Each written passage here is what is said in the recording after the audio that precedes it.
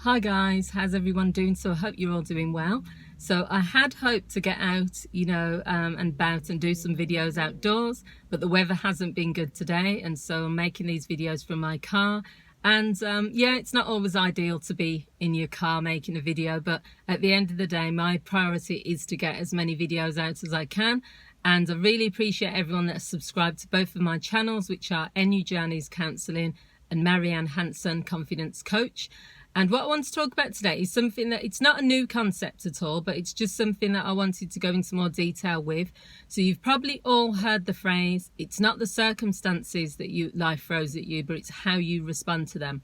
Now, this is a big thing that I work with clients around, because there's so many things in life that are out of our control. There's so many things that we can't do anything about. There's so many things that come out of the blue, and sometimes you just have to think about, can I change the way I look at this situation? You can't change the situation. So sometimes, isn't it good to think, can I change the situation? So there's 3 things that I'm going to talk about today in this video. The first thing is that we do have a choice.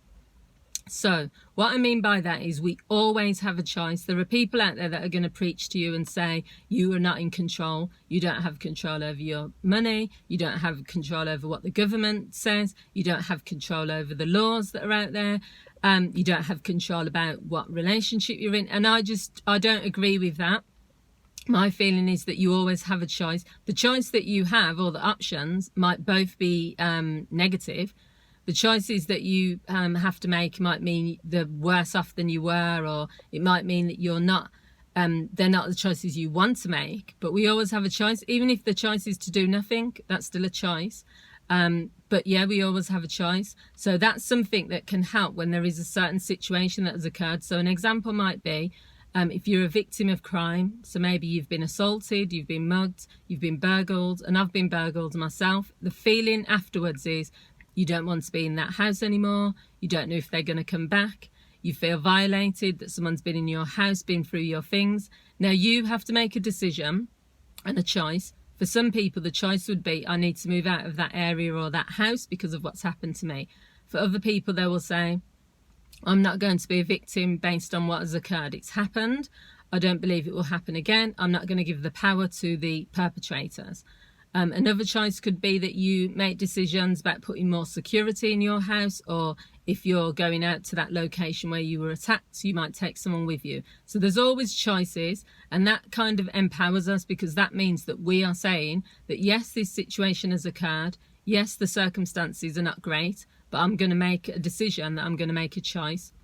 Number 2 is linked with that, and that's about us making a decision whether are we empowering ourselves with our actions, or are we disempowering ourselves?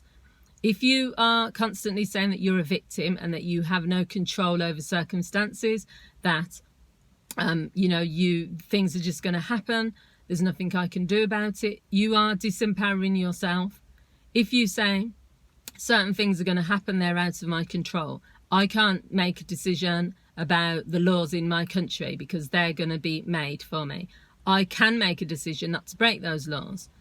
If I make a decision to break those laws and I get a criminal record, or I go to prison, whilst I'm in prison, I can choose to get involved in fights, or just make my sentence longer, or I can choose to serve my sentence, come out and be productive and not commit any further crimes. There's always choices, but it's also about empowering yourself, talking down to yourself, or being harsh about what's happened, or saying, it's my fault that this has happened, I shouldn't have done this, I shouldn't have done that. That's not very empowering. It's okay to reflect and to evaluate, but constantly beating yourself up isn't going to help you, and it's not very empowering for the future.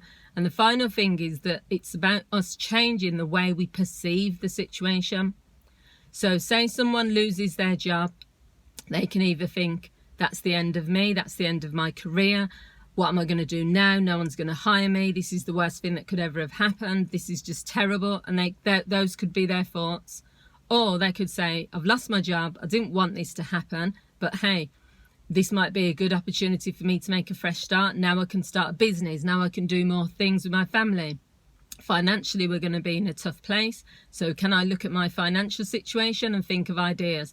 sometimes some of the worst things that can happen, and I'm not talking about people getting hurt or abused or harmed, but sometimes, you know, not getting that job or not dating that person can lead to positive things, because maybe that door wasn't meant to be open for you at that time.